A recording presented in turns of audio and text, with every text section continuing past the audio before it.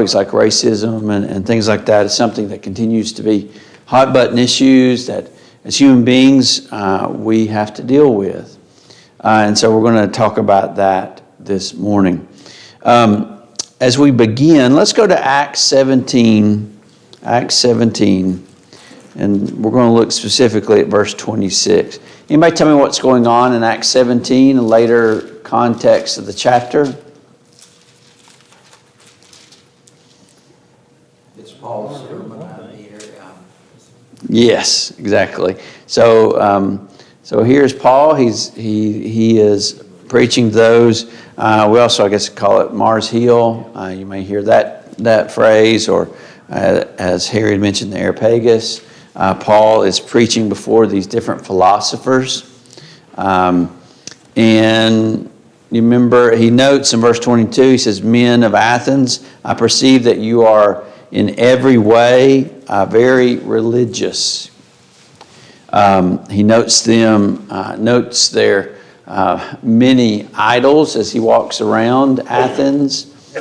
And then, of course, he takes that and he goes from there and illustrates how, they're searching for God in all the wrong places. There's a God which they do not know. Verse 23, he says, "To the unknown God." He notes one idol as having that moniker above it. And so he goes on to proceed to discuss with them the fact that though they worship, they're very religious, they are not seeking after the God. All the things they are seeking after are empty. And in the midst of that, he makes a note in verse 26 about God's creation of mankind. If you go to verse 26, the English Standard translates that verse as, "And he made from one man every nation of mankind to live on the face of the earth."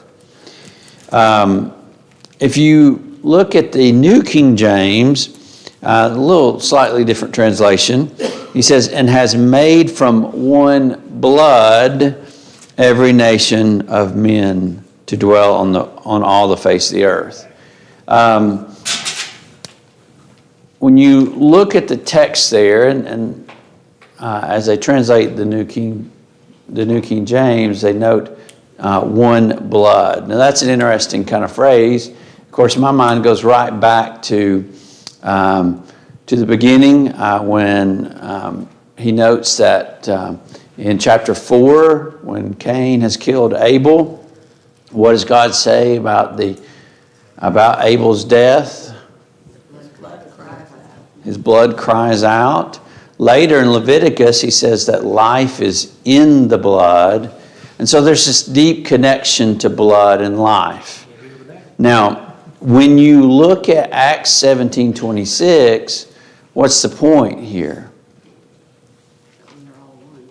We're all one. We're all one. We're also all what? Connected We just by... different colors or whatever, but we all, if you cut anybody in you, everyone gonna bleed the same color blood. Mhm. That's what God give every man. It might be different types, but it's still the same blood.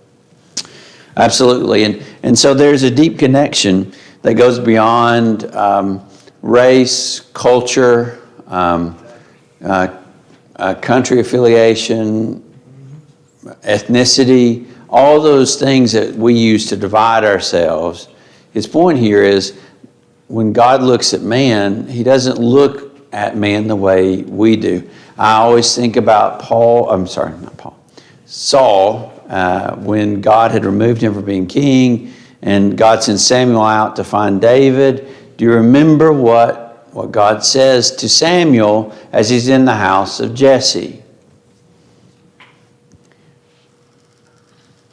We look on the outward appearance, but God looks on the heart. Yeah, and so God sees us not based, he doesn't determine, or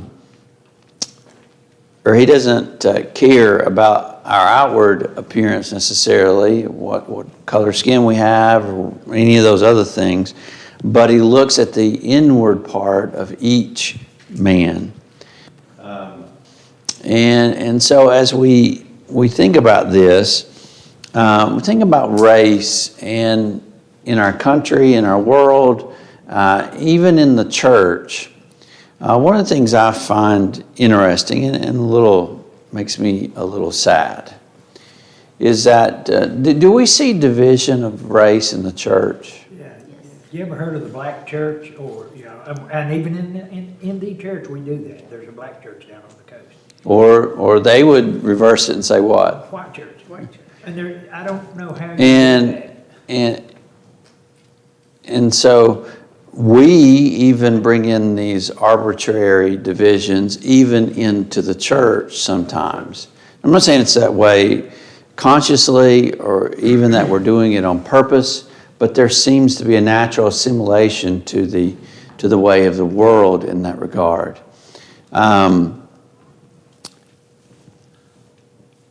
So you think about these ideas, these bigger concepts of race and how they affect us.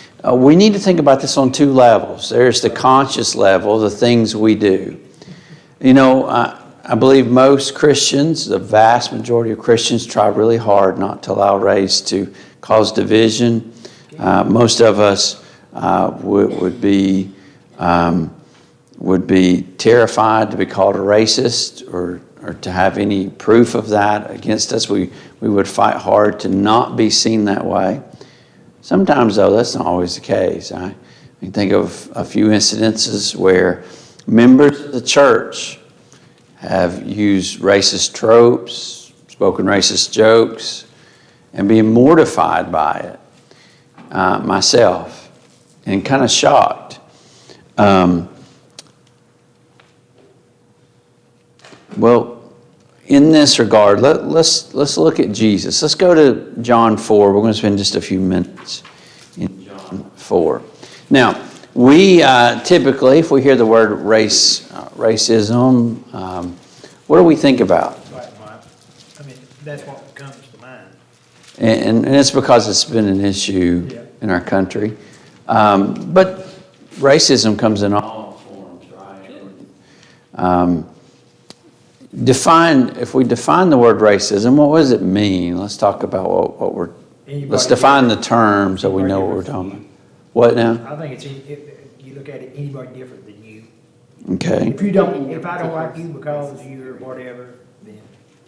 Racism is the system, the bigger system. Okay. Against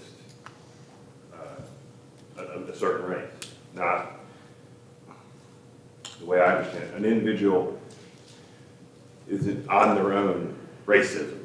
They may have stereotypes, they may have opinions that build into that, but the racism is the bigger machine, picture, group, whatever, is the way I understand it to be. More so than an individual's personal beliefs and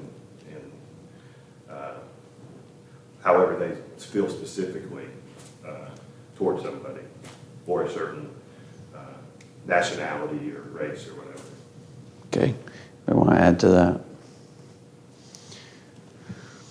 Do we think about the idea of racism, what we're doing, or racist, being racist, you know, those concepts is where we are lifting up one particular race or one group of races above others, right? We're valuing a person not based upon their personal way of being, but we're looking at them merely as a race. And we give them certain labels, right? We impose upon them negative thoughts, negative ideas based solely on their race. Yeah. And then you got race, which is like you say, Necessity. But then you also have discrimination. Yes. Mm-hmm. It's the same, but I discriminate you because you're skinny or you're bigger or you got short hair. You mean, whatever the thing is.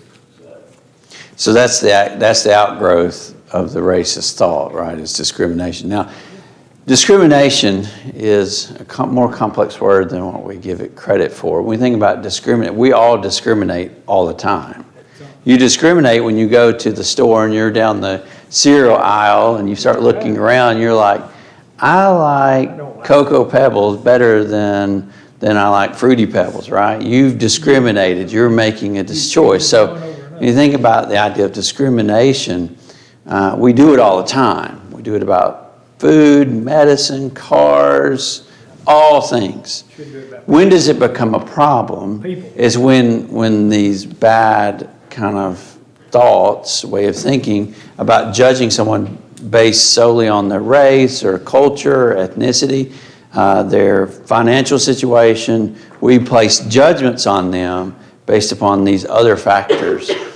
And that's not good, right? And something we shouldn't do. But let's let Jesus talk about this a little bit. Any other thoughts about that before I move into the text? Just Go ahead. one quick thought is just, in larger congregations, you'll have, you have a youth group, and then you have the young professionals, and then you have the 40s and whatever, and then the golden whatevers, and so there is something to be said for people who share similar experiences and who are in similar parts of their lives or whatever that might be, right? The singles group or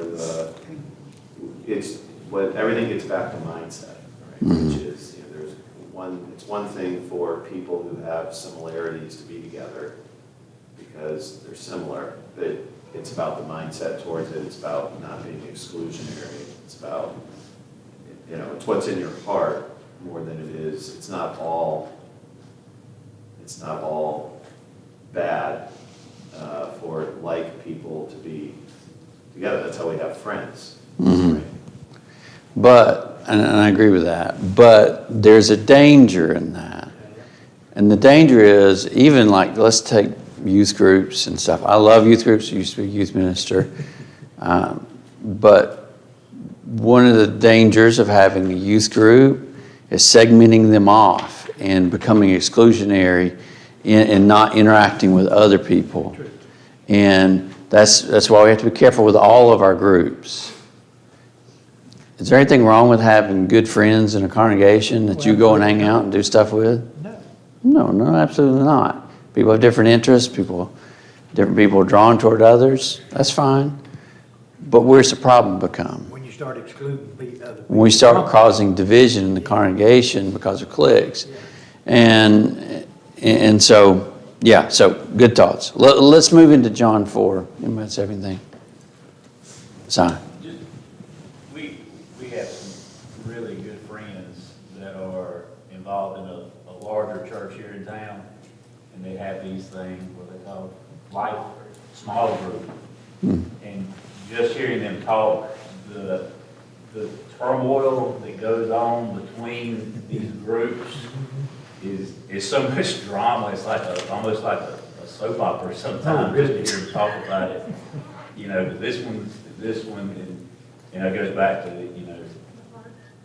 the heart and how it can cause problems if not managed or dealt with, accordingly. Absolutely. And there's two thoughts here. I want to mention off the top. We'll get more into these as we move forward. But number one, anytime we start dividing ourselves, there's danger of causing greater division, number one. And number two, there's something we're missing out on. It's so easy to be drawn to people who are like us. But the thing is, the people we learn the most from are not the people who are like us. It's the people who are different from us. We're so much better when we're together than when we separate ourselves based on some arbitrary kind of line that we Could you set. imagine being around people that only thought like you did all the time? That would get old pretty quick. We need to challenge ourselves, and part of that just comes in just natural interactions with one another. We're not alike.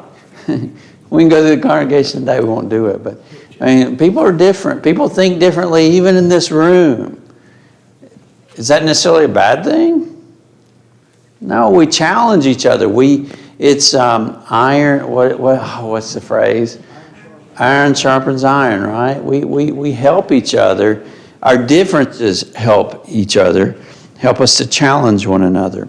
All right, so let's go to John 4. Let's get into the text here, and want to note some things. John 4. As we begin the chapter, where is Jesus? Galilee? He's where? Galilee, right? No, go to verse 4 there. Jesus goes to Galilee. He's going to Samaria, right? John 4. He goes into Samaria. Now, He's also in Jacob's well. yes. What's Jacob's well? What's the history of that?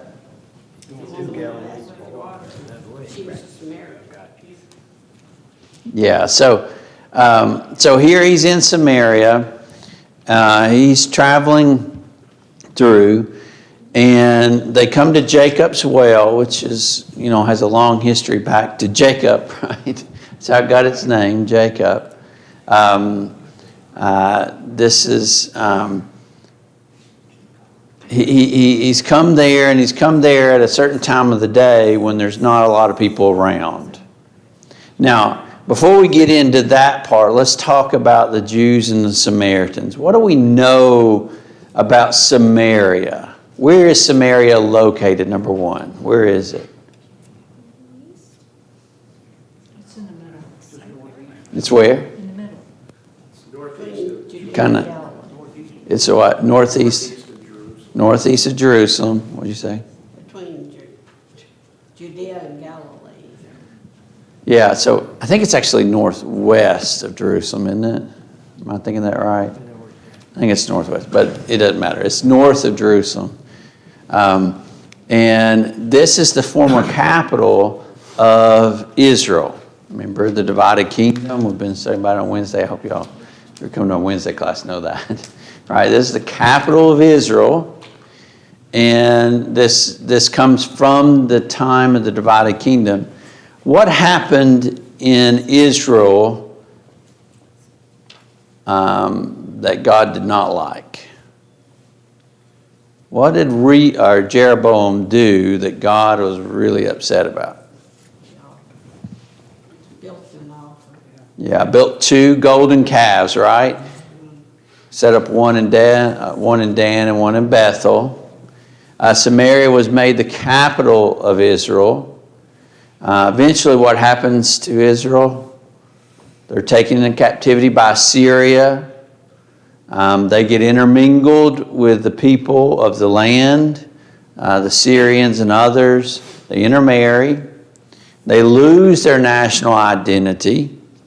Eventually, Judah also gets taken captive, but they'll eventually come back into the land and actually repossess it. Of course, they're still under Medo-Persian, Greece, and Roman empires, but they're able to have a little national sovereignty in the south.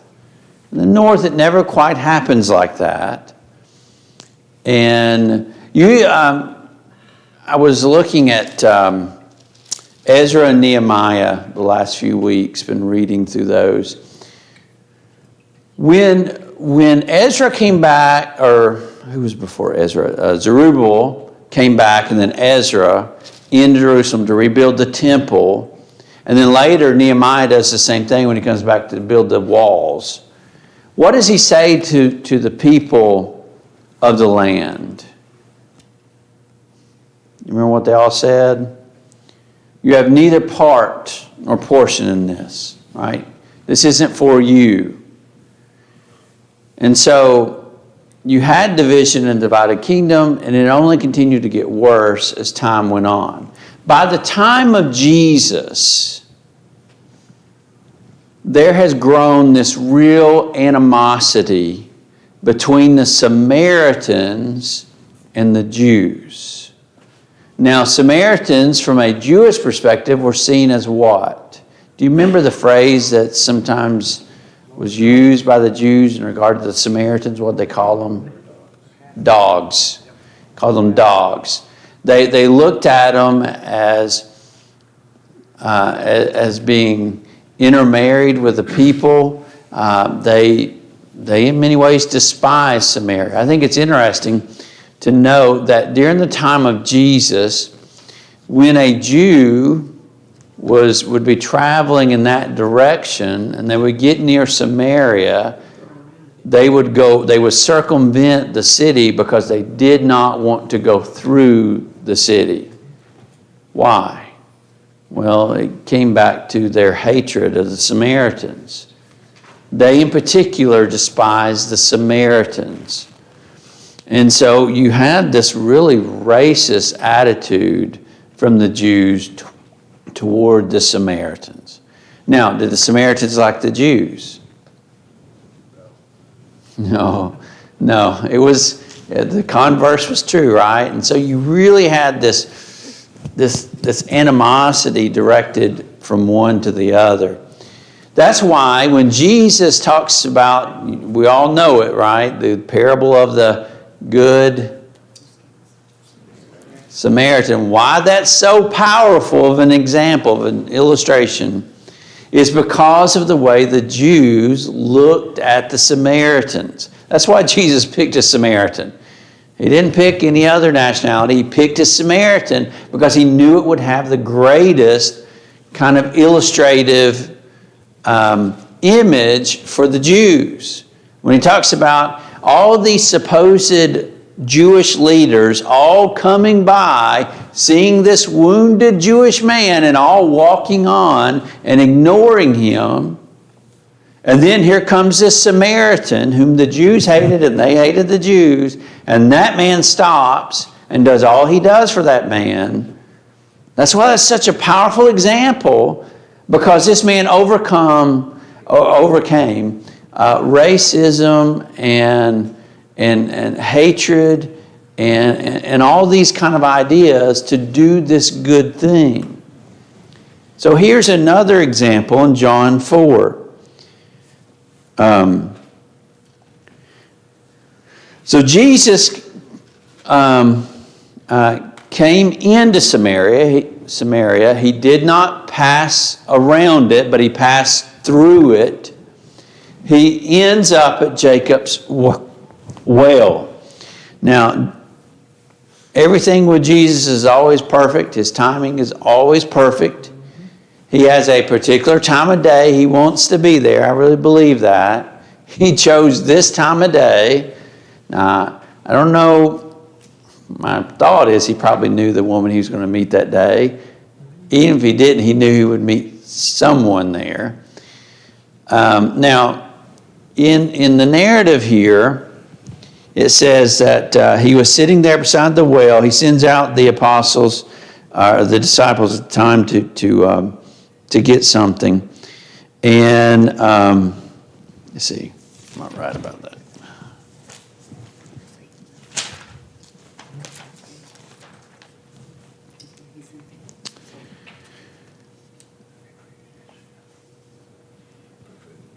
All right, so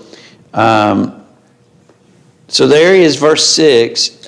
He's at Jacob's well. So Jesus, wearied as he was from his journey, was sitting beside the well. It was about the 6th hour. What's the 6th hour as the Jew would view time? What time of the day are we looking? What's it? Noon, right? The Jews began their day at what time of day? They view time differently than we do. What time? 6 a.m. So hour 0 is 6 a.m. First hour is 7 and so on. Jesus died at what time of day? 3. About 3 o'clock, the 9th hour of the day. In Judaism, there were 2 major prayers every day, or 2 major times of sacrifice, right, during the day. When they looked at their time period or their day, they would, I believe it was at the 3rd hour of the day, about 9 a.m., and then one at around the time of Jesus' death, about 3, I believe, they would have another one. So they'd have 2 times of prayer at the time of Christ. It was the times of sacrifice. So the way they viewed their time was they went evening to morning. So, that's kind of the way they would look at their day. So, Jesus there, it's about noon. This was, what do we know about noon during the day? Typically, what's the hottest time of the day? Between noon and 3. Noon to 3, right? That period of time. So if you were a Jew and you were trying to avoid the heat of the day, when would you come get water? The 4th. Morning. You come maybe the 3rd hour or earlier of the day. You're coming early. Most people did not come at noon. But here's a lady we're introduced to. We don't know her name. We know her simply as a Samaritan woman. And she's coming at noon. Now immediately, what do we note about what she's doing? She's avoiding the crowd. She's what? Maybe wanting to go, maybe she doesn't like being around that many people. Okay. That's what I said, was avoiding the crowd. Yeah, avoiding the crowd. Or was it that she didn't want to be seen by the crowd? So she's coming at an odd time. So here's Jesus. Let's see, verse 7. A woman from Samaria came to draw water. Jesus said to her, "Give me a drink." Now notice the interaction, her response to that. Verse 8 tells us the disciples have gone away into the city to buy food. And so he's sitting there waiting for them. The Samaritan woman said to him, "How is it that you, a Jew, ask a drink from me, a woman of Samaria?" And then he gives us, John gives us this little remark about it in parentheses. He says, "For Jews had no dealings with Samaritans." Well, John's trying to clue us into something here, isn't he? So here's this woman. Jesus says, "Give me a drink." That seems like a pretty innocent remark. She's got a bucket. He doesn't. We find that out later, definitively. But, it seems like a pretty innocent thing to go and ask water from somebody. But what is her response? Does it say anything to you?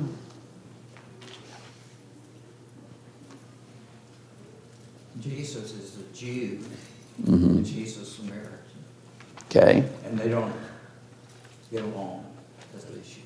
There's also a gender thing too. Mm-hmm. He's also a man talking to a woman and asking her for this. It's not his wife. Of course, he wasn't married, but that probably would not have been very typical. But she notes, "I'm a Samaritan woman, and you are a Jew. How can you ask me this?" And so she's shocked immediately. He's really kind of... you ever had anybody say something to you and it kind of stammers you back for a minute? You ever been shocked by some kind of information that was revealed or some situation that came up? Did it ever take, in those moments, does it take you a second to kind of get your bearing when your world kind of gets turned upside down? And maybe in that moment, maybe her defenses go up. Okay. Somebody asks something from us. Do you ever consider the person's motives? Always, right? You're always wondering, well, why are you asking this? Now, you may not say that, but I bet most of us think that, right? What? Mm-hmm. And then when you get in a situation like this where there's this shock involved, it's even probably more so, okay, what's going on here? This is not what I expected to happen when I came down to do my morning task of getting water. This is what she probably does every day.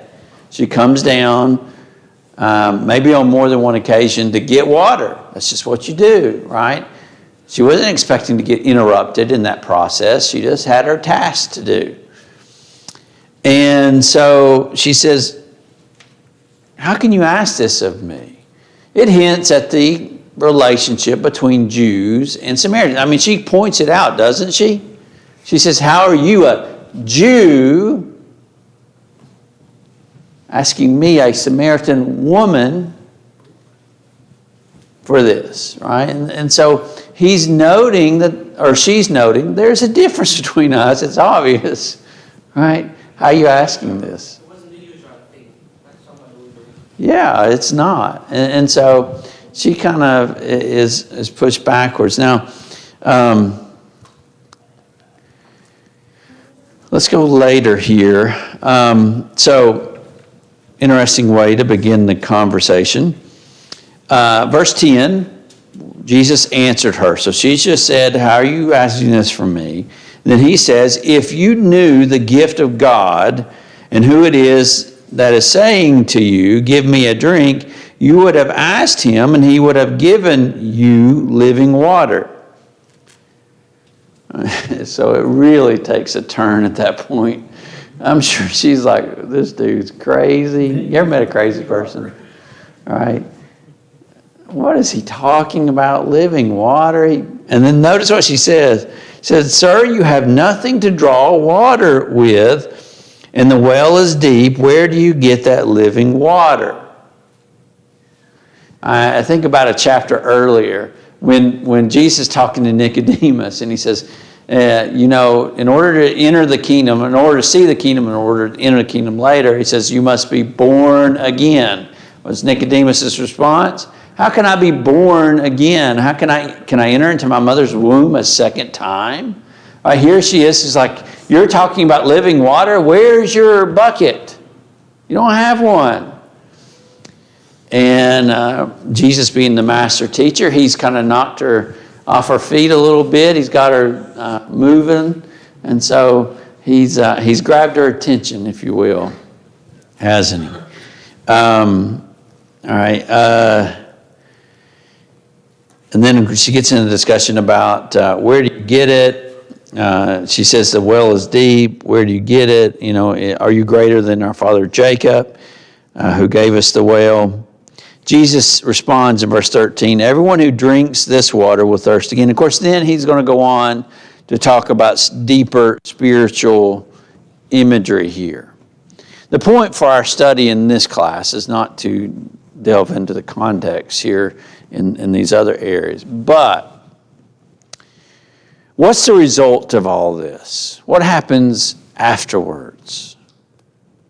A lot of the Samaritans are converted. So yeah, exactly. So you continue reading, and I'll challenge you to go and do this, eventually he's going to tell her all that's going on in her life. She's not just a Samaritan. She's not just any Samaritan woman. She's an adulterous Samaritan woman living in adultery. She's got a lot of problems going on in her life. Jesus is there to help her begin to clean those things up. At the end of all of that, what's her response to him? She runs off into the city and she begins to grab people, and she's like, come and see a man who's told me all things about me. And here's this excited woman, and she begins to draw others to Jesus. And as Mary mentioned, people come to Jesus, and Jesus is able to get into Samaria. Later on in Acts chapter 8, it's interesting if you kind of pull these two texts together. What does the evangelist Philip end up doing? Preaching to Samaria.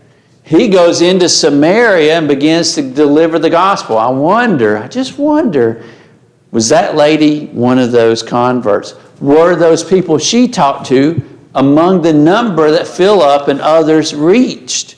Were they there when Peter and the other apostles came up and laid their hands on them and they received the Holy Spirit? Right? I think that's amazing, right? Here's the key. What did Jesus have to overcome to make that happen? Prejudice. The barrier. What's that? I was saying the barrier between the two groups, the division. Yeah, exactly. He had to break down that middle wall of separation. Paul uses that terminology in the book of Ephesians. We may get to that in a little bit, but he had to break down that wall. He had to overcome the prejudice and the racism of the day. How did he do that? Well, let's go to, I mentioned it earlier, but let's go and read it. 1 Samuel 16:7. 1 Samuel 16:7. Here is where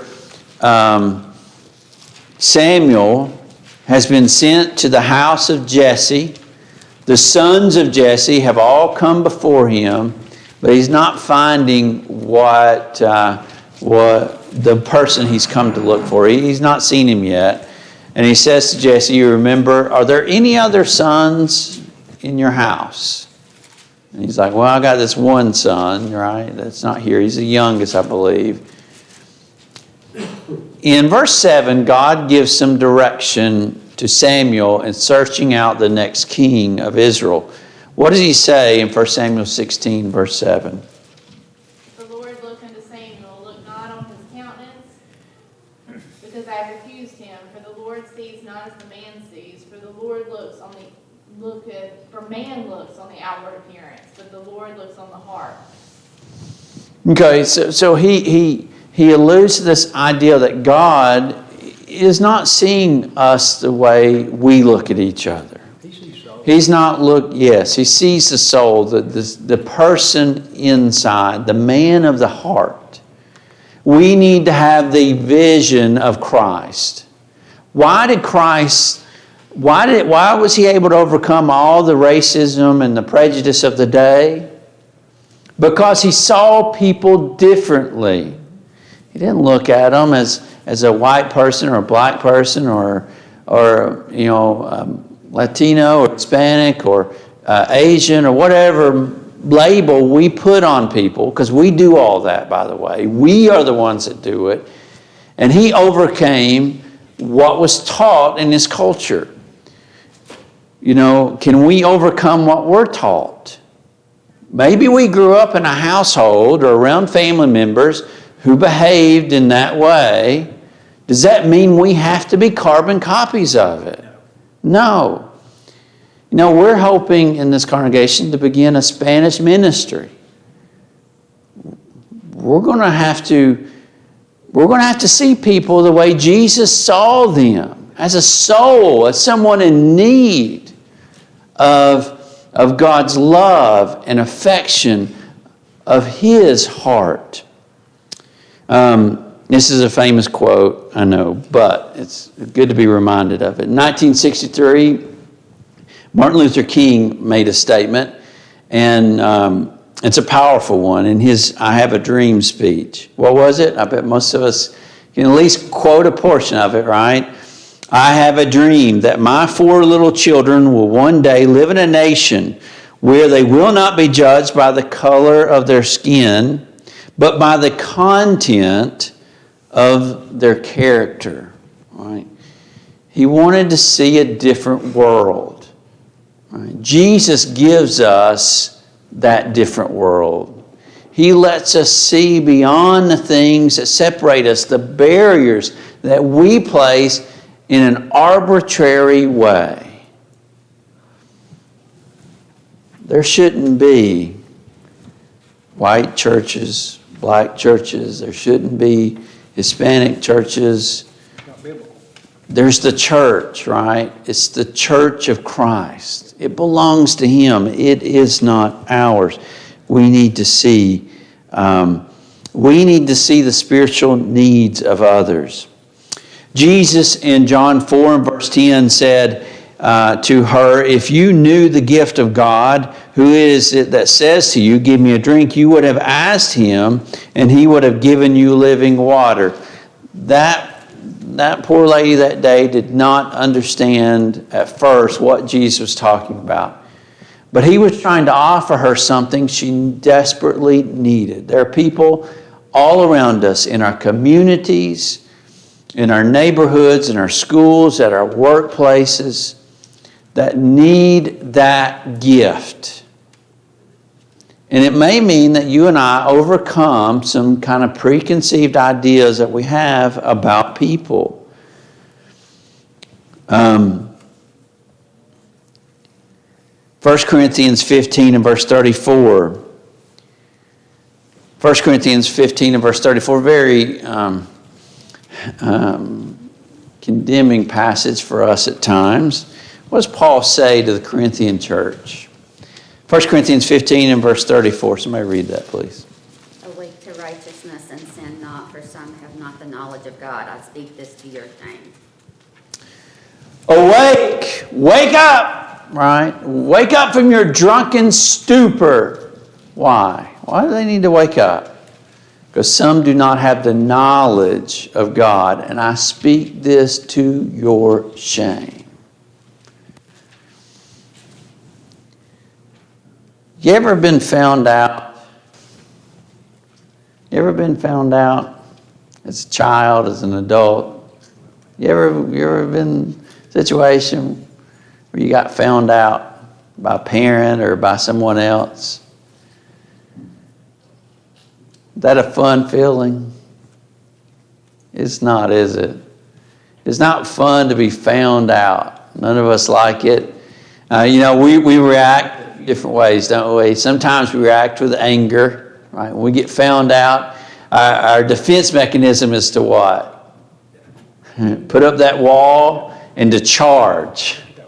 Some of us run away. I just want out of the situation. Let me put it behind me. Let me ignore it. Let me set it over here. Some of us face it. Maybe it's after those other two things have already occurred. Maybe we stop fighting for a minute and we say, you know what am I doing? Some of us have run away, but then we stop and we say, no, you know what? I can't keep running away from this. I've got to come back and I've got to face what I've done. I've got to make changes. Hopefully all of us, at least at one point, are willing to stop, to look, and to face our issues. The Corinthian church needed to stop and face who they were. Sometimes we need to look deeply into the mirror.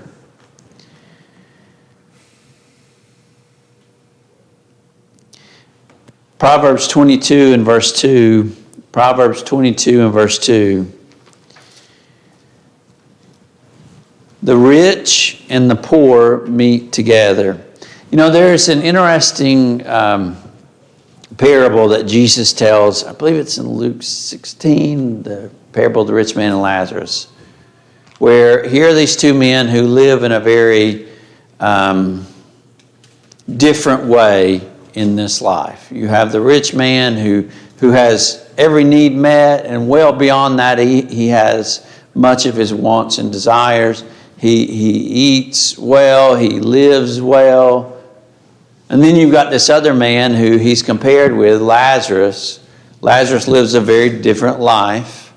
He's very poor. He doesn't know where his next meal is coming from. He's not very healthy. I mean, the dogs are coming to lick his sores. But at the end of life, what happens to both of them? They both end up in the same, or both end up being judged, right, based upon the way they lived their life. Both the rich and the poor have to face God. Am I that far over time? Yeah. Oh, I am sorry. I thought that was the first bell. I'll stop there. Let me read the last part there. The rich and the poor meet together. The Lord is the maker of them all. What's the point? No matter what your skin color is, no matter where you grew up, no matter your ethnicity, all those things, God is the maker of all. Sorry about that. I should have been watching for people to look at their watch. Thank you. We'll continue this next week. Thank you.